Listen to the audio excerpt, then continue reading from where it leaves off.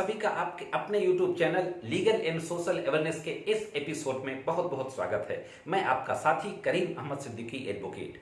साथियों, आज मैं इस बिंदु के ऊपर बात करने जा रहा हूं कि क्या शादी के बाद तलाक का मुकदमा दाखिल करने के लिए कोई टाइम लिमिट निश्चित है?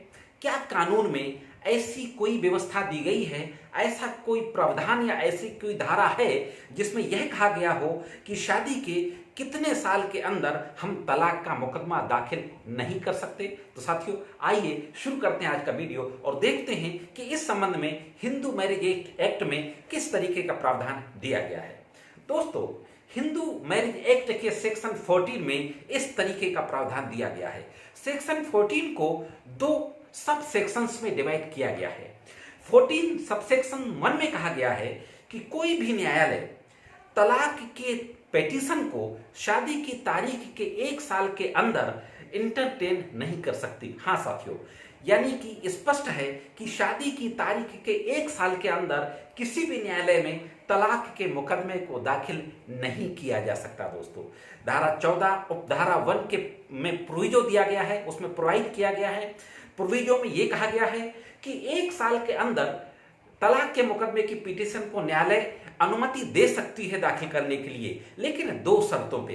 पहली शर्त यह है कि तलाक का मुकदमा दाखिल करने वाला न्यायालय के समक्ष इस तरीके के तथ्य रखे, इस तरीके के फैक्ट प्रेजेंट करे कि उसकी जिंदगी बहुत मुश्किल से गुजर रही है। इस शादीशुदा रिश्ते में रहते हुए उसको जीना मुश्किल हो रहा है, पहली शर्त। दूसरी शर्त यह है कि जो रिस्पोंडेंट है, जो सेकेंड पार्टी है, वो ये कहे कि जो दूसरी तरफ का जो आचरण व्यवहार है वो बहुत ज्यादा दुष्ट है, बहुत ही ज्यादा दुष्टता का आचरण व्यवहार है।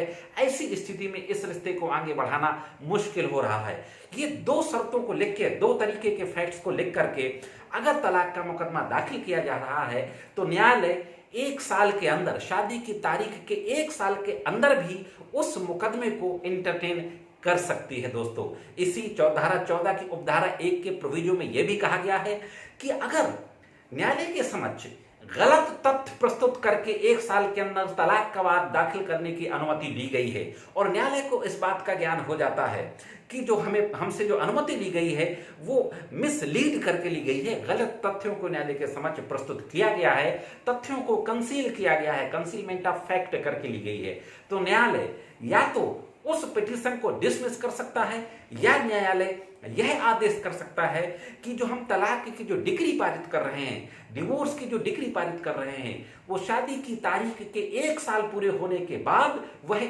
फोर्स में आएगी, यानी वह अप्लाई होगी, वह लागू होगी। यह बात प्रोविजो में कही गई है।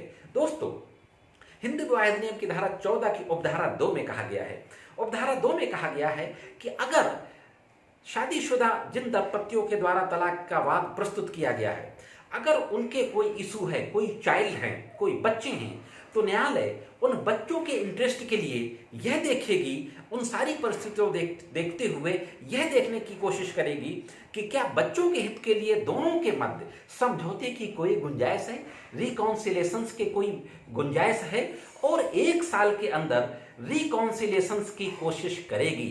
तब तक कोशिश करती रहेगी जब तक कि 1 साल का पीरियड पूरा ना हो जाए। तो साथियों, यह थी हिंदू विवाह अधिनियम की एक छोटी सी महत्वपूर्ण कानूनी जानकारी जिसको मैंने आप तक पहुंचाना जरूरी समझा। दोस्तों, साथियों, अगर आप पहली बार मेरे चैनल को देख रहे हो, अभी तक आपने मेरे चैनल को सब्सक्राइब ना किया हो, तो मेरे चैनल को सब्सक्राइब करें और सब्सक्राइब बटन के बगल में बने हुए बेल आइकॉन को जरूर प्रेस करें, जिससे कि भविष्य मेरे द्वारा जो वीडियो में जानकारी दी जाती है वो आप तक पहुंच सके। साथियों, अगर मेरे द्वारा दी जाने वाली जानकारी आपको अच्छी लगती हो, मेरे वीडियो आपको पसंद आते हो, तो मेरे वीडियोज को लाइक किया करें और अपने दोस्तों में शेयर किया करें, जिससे कि कानून की महत्वपूर्ण जानकारियां ज्यादा से ज्यादा लोगों तक पहुंच सकें।